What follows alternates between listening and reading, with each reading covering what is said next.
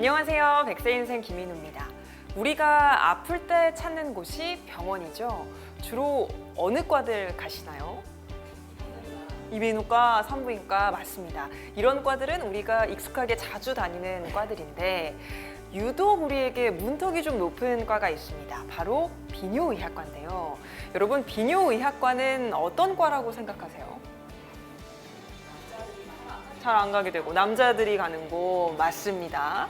우리가 이렇게 비뇨의학과에 대해 갖는 선입견들이 상당한데 여러분 근데 그거 아세요? 비뇨의학과도요 남녀 모두가 소변과 관련한 문제가 있을 때 진료를 보러 갈 수 있고 특히 남성 건강을 위해서는 비뇨의학과와 가깝게 지내는 게 참 중요하다고 합니다.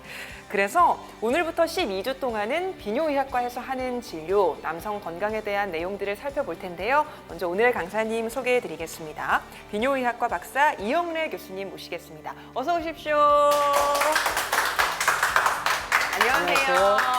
안녕하세요. 안녕하세요, 교수님. 반갑습니다. 네, 교수님 오늘 네. 백세인생을 처음 찾아주셨는데 예. 어떠신가요? 우선 백세인생에 불러줘서 감사드리고요. 저는 이제 앞서서 우리 사회자님하고 방청객들께서 말씀하시는데 익숙하지 않은 과다, 비뇨의학과. 저는 깜짝 놀랐습니다. 그래서 제가 오늘부터 일정 기간 동안에 우리 비뇨의학과에서 중요한 질환 또 비뇨의학과가 뭐 하는 과인지에 대해서 차근하게 자세히 설명드리도록 하겠습니다. 알겠습니다. 교수님 백세인생에서 남성 건강에 다루는 거는 처음이거든요. 예. 교수님 보시기에는 비뇨의학과는 어떤 과라고 생각하시나요? 그 비뇨의학과는 아마 많은 분들이 비뇨의학과 그러면 남성만 가는 과다. 그런데 이제 우리가 가만 보면 말이죠. 여성도 그렇고 남성도 그렇고 콩팥은 다 있잖아요. 네. 그 콩팥에 관련된 질환은 전부 다 대부분 비뇨의학과에서 진료하고요. 또 그러면 이제 비뇨의학과가 무슨 뭐 내과적인 질환인 것만으로 생각하시는 분들이 있는데 또 쉽게 설명드리면 우리가 콩팥 이식 수술 하잖아요. 그럼 콩팥을 이식할 때 띄는 과가 비뇨의학과고 붙이는 과가 외과입니다. 그러니까 콩팥을 주는 사람들을 관리하는 과는 비뇨의학과, 받는 분들을 관리하는 과는 신장내과에서 관리를 하죠. 이만큼 우리가 알고 있는 것보다 훨씬 더 광범위하고 많은 수술을 하는 과, 오늘 주제인 남성 전립선에 관련된 것도 비뇨의학과고요. 아기부터 돌아가실 때 어른까지 남녀 구별 없이 비뇨기계에 관련된 모든 것을 진료하는 과가 비뇨의학과입니다. 그렇군요. 그동안 우리가 비뇨의학과에 대해서 생각했던 건 진짜 작은 부분이었던 것 같습니다. 교수님 오늘 강연 주제가요. 그래서 예. 남성 건강과 특별히 관련이 있다고 하는데 어떤 주제 준비하고 계신가요? 이제 오늘의 주제는요, 전립선 비대증. 굉장히 우리 주변에 많습니다. 사실은 병이라기보다는 노화 현상이죠. 여기 계신 분들, 우리 방청객들, 남편분들도 고백을 하신 분들도 있을 거고 아니면 그냥 창피하니까 참고 사시는 분들도 있을 텐데 성인 남성이라면 누구나 다 운명적으로 올 수밖에 없는 전립선 비대증이 어떤 거고 또 원인은 뭐고 우리가 어떻게 하면 여기에 대해서 우리가 좀 피할 수 있고 또 진단은 어떻게 하고 치료를 어떻게 할지에 대해서 이번 차수에 강의를 드리도록 하겠습니다. 알겠습니다. 그러면 교수님 강연 바로 청해 듣겠습니다.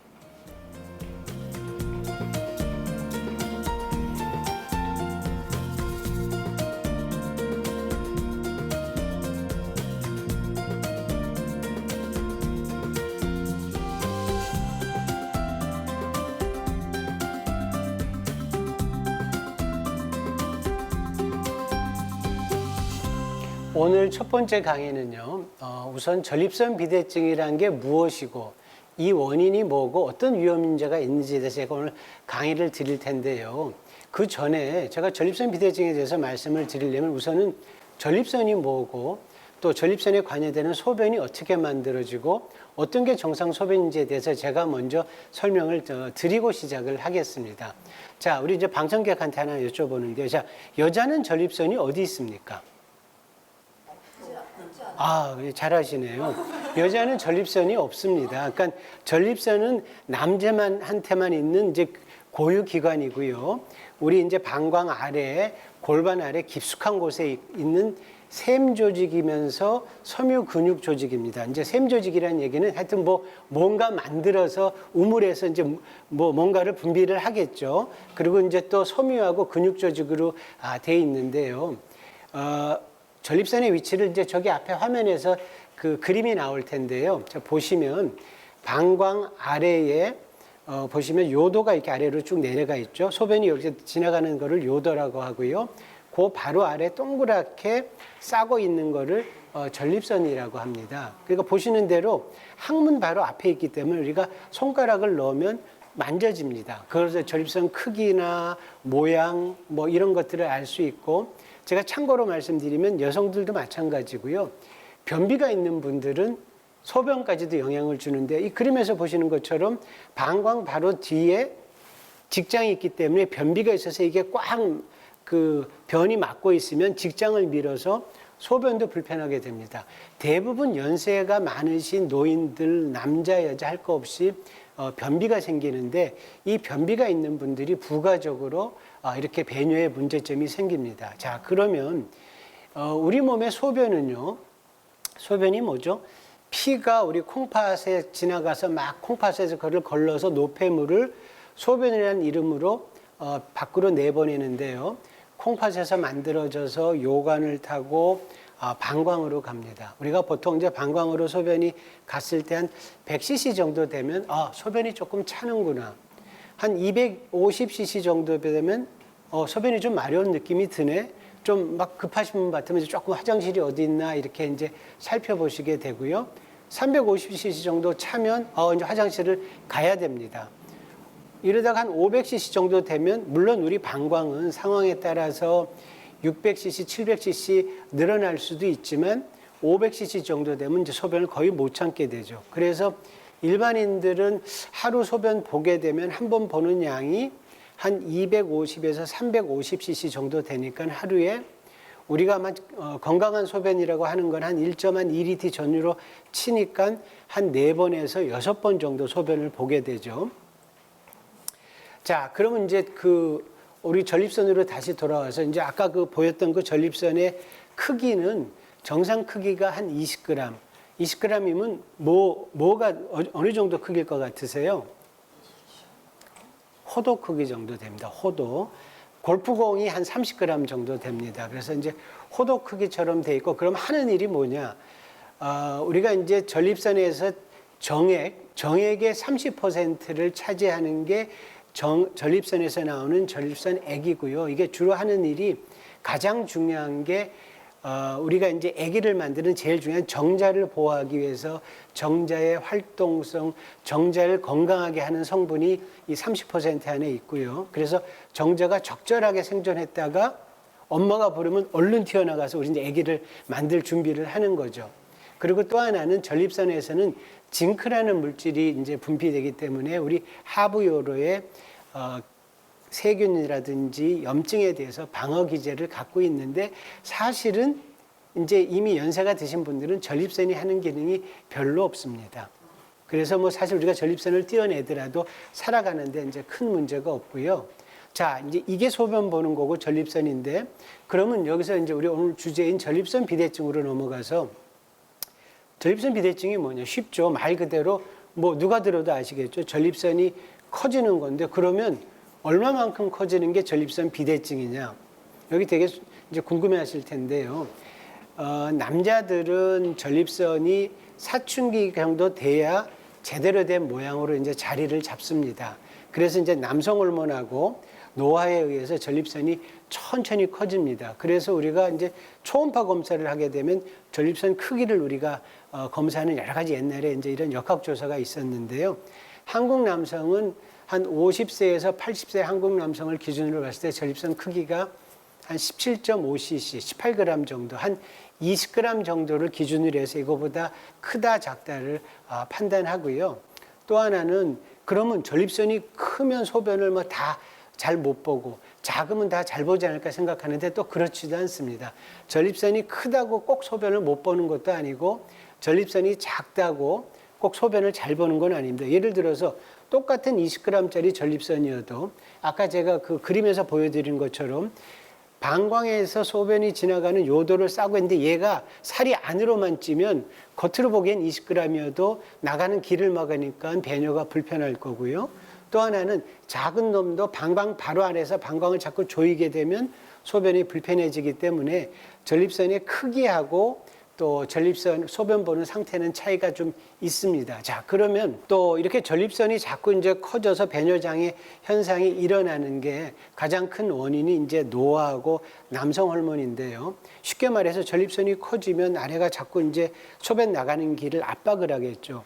그러면 하수구가 좁아지게 되면 우리 이제 소변은 방광은 뭐냐면은 왜 우리 풍선에다가 물을 넣고 앞으로 쭉 짜면 물이 앞으로 쭉 나가잖아요.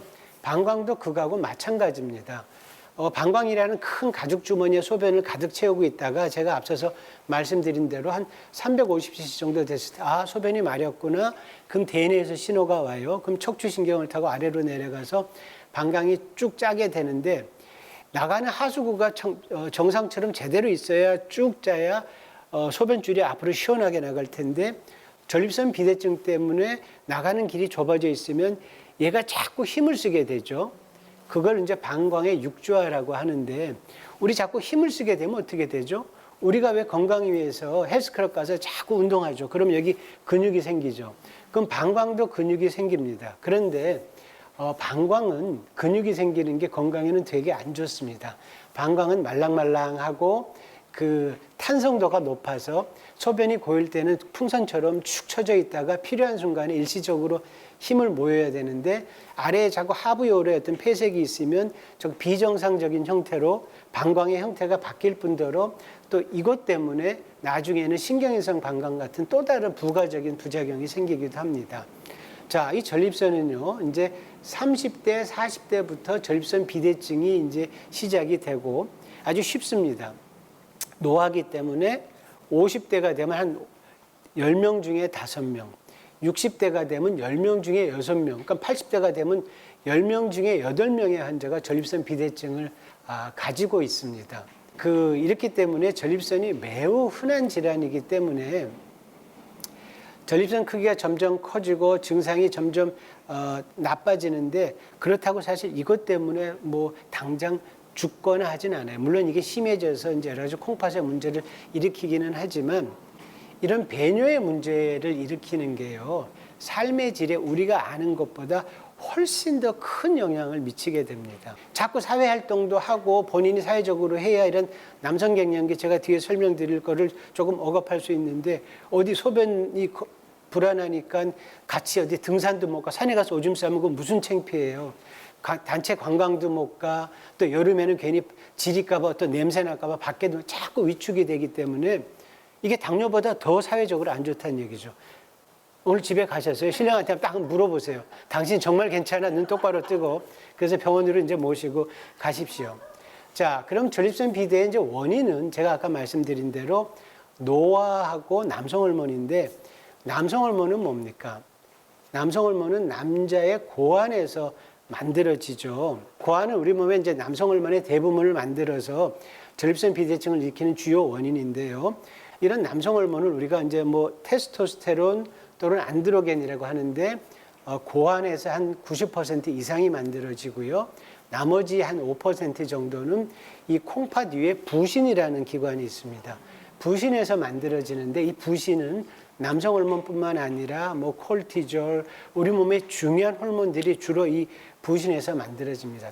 자, 여자들은 어느 나이가 되면 순간적으로 여성 호르몬이 훅 하고 떨어집니다. 그게 이제 여성들 폐경기고 갱년기잖아요. 뭐 얼굴도 화끈화끈하고 뭐 여러 가지 문제가 골다공증도 생기는데 남자들도 남성 갱년기가 옵니다. 그런데 남자들이 여성들하고 다른 점은 이게 천천히 와서 내가 평소에 몸을 어떻게 관리하느냐에 따라서 이게 빠르면 스트레스가 많고 적절하게 자기 몸 관리를 못하는 분들은 뭐 40대 중반부터 오기도 하고 자기 관리를 잘한 분들은 80, 90까지도 남성 갱년기가 오지 않아요.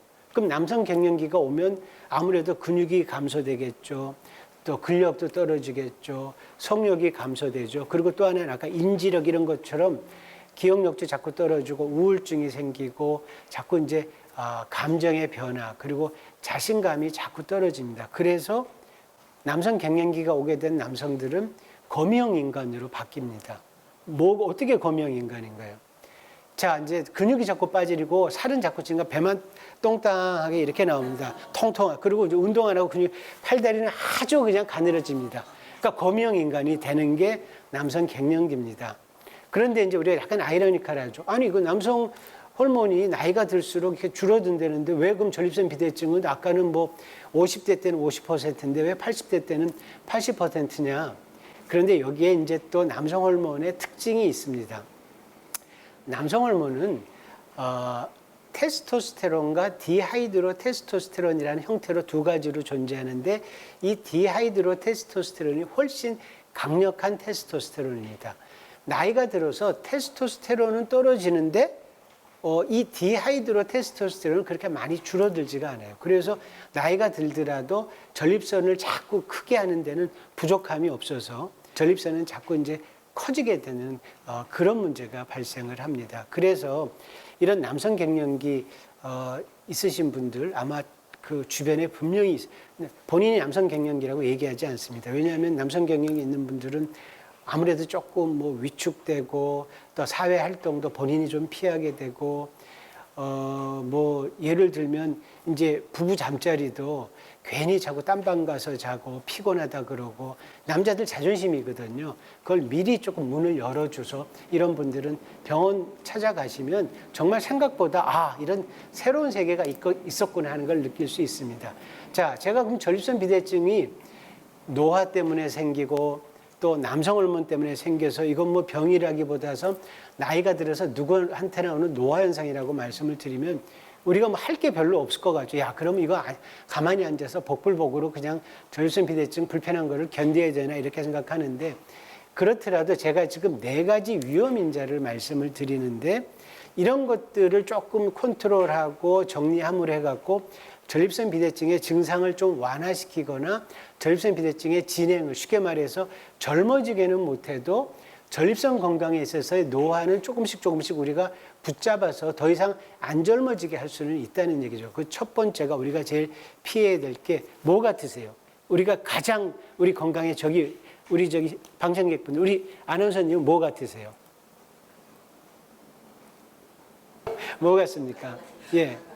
흡연입니다. 흡연. 예. 뭐 이거 흡연은 만병의 친구죠. 그죠? 담배 피면 뭐 일반적으로 아는 게 폐암, 또 만성 폐색성 호흡기 질환. 왜 연세 드셔서 어떤 분들 보면 걸어도 막 쌕쌕 숨 쉬고 제대로 거동도 못하고 어떤 사람들은 산소 탱크 옆에 달고 주축하고 이렇게 코에 끼고 다니고 정말 비참하죠. 그건 뭐 사실 살아도 사는 게 아니고요. 그다음 심장 질환. 관상동맥이 좁아지니까요.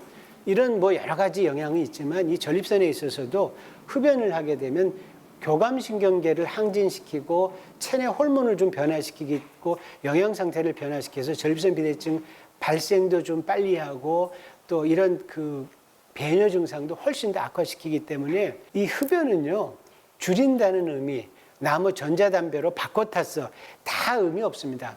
담배는 딱 끊어야 됩니다. 자, 이제 두 번째는 뭐 여기 계신 분들도 우리 인간이면 누구나 다 고민이죠. 비만입니다. 비만. 보면 이 비만은 뭐 여러 가지 뭐 당뇨도 오게 하고 관절염도 오게 하고 하지만 전립선 비대증에도 굉장히 안 좋습니다. 전립선 비대증이 심해서 수술한 사람 해서 우리가 띄어낸 전립선 크기를 비교해 봤더니 비만이 있는 군의 전립선 크기가 훨씬 더 크고 비만이 있는 사람들의 전립선 비대증의 발생이라든지 배뇨 때문에 불편한 증상이 훨씬 더 많더라는 얘기죠. 비만은 어떻게 하겠습니까? 이거는 우리가 노력하면 됩니다. 건강하게 적게 먹고 운동하고 걸어다니고. 자, 나는 뭐 물만 먹어도 살이 쪄요. 숨만 쉬어도 살이 쪄요. 그럴 리가 없죠. 뭐 연료가 들어가니까 불이 타는 거죠. 그래서 비만 중요하고요. 이제 세 번째는 사실은 유전입니다. 전립선 비대증도 일부 유전적인 그 소인이 있어서요. 전립선 비대증으로 수술받은 환자, 그러니까 증상이 심하니까 수술을 받겠죠. 수술받은 환자의 아들은 그렇지 않은 사람에 비해서 수술받을 확률이 한 4배 정도 더 높습니다. 이거는 또 전립선 암도 마찬가지인데요. 자기 아버지나 형제 중에 전립선 암이 있는 사람들은 그렇지 않은 사람에 비해서 한 2배 내지 2.5배 내지 많게는 6배까지 전립선 암의 위험이 있어서 자기 아버지가 전립선 비대증이다, 자기 아버님이 전립선 암이다 그러면 아들들은 미리미리 전립선에 대한 검사, 전립선 암에 대한 검사가 좀 필요합니다. 마지막으로 이제 대사증후군이에요. 대사증후군 많이 들어보셨죠? 고혈압, 당뇨, 고지혈증 같은 대사증후군이 있는 환자들, 뭐 이거 아니어도 고혈압, 당뇨 있으면 소변도 당연히 불편해지고 건강 상태가 다 나빠지겠죠. 이런 대사증후군이 있는 분들은 전립선 비대증의 그 발생 빈도도 높을 뿐만 아니라 증상도 더 악화시키고 하는 게 있기 때문에 제가 말씀드린 거, 우리가 젊어지지 못해도 담배 피는 거, 적절하게 운동하고, 그죠? 살 빼고, 또 이렇게 하면 고지혈증도 안 옵니다. 당뇨, 또 고혈압, 뭐 이런 것들에 대한 컨트롤. 그리고 모든 거는 우리는 안 되면 미리 알아서 병이 더 크기 전에 제거하는 게 중요하거든요. 집안에 어떤 그런 전립선 비대증이나 전립선 암이 있는 내력이 있는 분들은 좀 미리미리 검사를 하고 하는 것이 우리가 위험인자로부터 우리를 회피할 수 있는 좋은 방법이었습니다. 오늘은 제가 그래서 사실 전립선이라는 게 무엇이고, 우리 소변 보는 게 어떻고, 또 전립선 비대증은 왜 생기고, 우리가 어떤 위험인자가 있고에 대해서 강의를 드렸고요. 다음 시간에는 자, 이제 본론이죠. 이런 전립선 비대증은 어떤 증상이 있고, 또 이런 증상을 우리가 어떻게 체크할 수 있고, 그리고 이런 진단은 어떠한 방법이 있는지에 대해서 강의를 드리도록 하겠습니다. 네, 교수님 귀한 강연 감사드립니다. 네. 궁금한 것들이 좀 생겨가지고요. 네. 교수님 한번 여쭤보려고 해요. 전립선 건강에 혹시 우리의 식생활도 영향을 미치는지, 뭐 예. 피해야 할 음식이 있는지 궁금하거든요. 이제 일반적인 건강하고 뭐 크게 유사하죠. 제가 오늘 강의 중에 전립선을 좀 덜 늙게 하려면 피해야 될 게 흡연, 네. 비만, 또 고지혈증, 당뇨 말씀드렸잖아요. 자, 그럼 뭐 당연하죠. 우선은 방광을 자극할 만한 음식은 안 좋습니다. 뭐 자극할 게 뭐 있을까요? 술, 탄산음료, 그죠? 또 아주 매운 거, 짠 거, 이런 것들이 방광을 자꾸 자극하기 때문에 방광의 노화를 촉진시킬 수 있고요. 또 아까 말씀드린 대로 비만이 있게 되면 전립선이 커지는 것, 이런 것들을 더 촉진하기 때문에 그러려면 뭐 우리가 식생활은 뭐 뻔하죠. 뭐 아무래도 단백질도 기름기 없는 단백질, 그리고 등푸른 생선, 또 야채나 이런 섬유질 섭취를 많이 하시고, 물은 적절하게 드시면서 적절한 운동을 통해서 자기 체중을 유지하는 것. 뭐 이게 사실은 이게 만고의 진리죠. 이게 정답입니다. 전립선에도요. 교수님께서 오늘 전립선 비대증에 대한 전반적인 내용들을 쫙 훑어주셨는데, 그러면 교수님 이게 나이가 들수록 좀 더 발병률이 더 높아지는 그런 거잖아요. 예, 그렇습니다. 완치는 가능할까요? 이제 뭐 완치라는 개념을 우리가 이제 어떻게 보느냐에 따라서 차이가 있는데요. 우리 왜 고혈압이 생기면 고혈압 약을 먹죠. 그걸 치료라고 하죠. 전립선 비대증도 이제 노화와 남성 호르몬 때문에 생기는 거니까 우리 요즘 약이 아무리 좋아도 젊어지게 할 수는 없지만 뭐 이론적으로 뭐 말씀을 드리면 더 늙지 않게는 할 수는 있습니다. 그래서 적절하게 약제를 조정해서 최소한도 40대, 50대 소변 상태를 돌아가실 때까지 유지하게 하면 그거는 완치라는 개념으로 이제 생각을 할 수 있고요. 또 수술해서 커진 전립선을 다 드러내도 또 완치라는 개념. 그런데 이게 우리가 수술해서 전립선을 드러내든 약을 먹든 노화는 계속 진행이 되기 때문에 우리가 조금 더 긍정적으로 바라볼 필요는 있습니다. 알겠습니다. 네, 오늘 이 시간에는요, 전립선 비대증의 원인과 위험인자에 대한 강의를 교수님께 들어봤는데요. 교수님 다음 주에도 계속 이 강의가 이어진다고요? 예, 그렇습니다. 어떤 주제로 이어질까요? 다음 주는 우리 그 전립선, 오늘은 뭔지 총론에 대해서 말씀드렸으면 이런 전립선 비대증을 우리가 어떻게 진단할지에 대해서 또 어떤 증상이 나타날지 그런 것에 대해서 다음 주에는 강의를 하도록 하겠습니다. 알겠습니다. 다음 주에는 증상과 진단법에 대한 강의를 들어보도록 하겠습니다. 네, 함께해 주신 백세인생 가족 여러분 고맙습니다. 오늘도 주님 안에서 승리하는 하루, 건강한 하루 보내시고요. 저는 다음 이 시간에 다시 찾아오겠습니다. 건강한 백세인생을 위하여!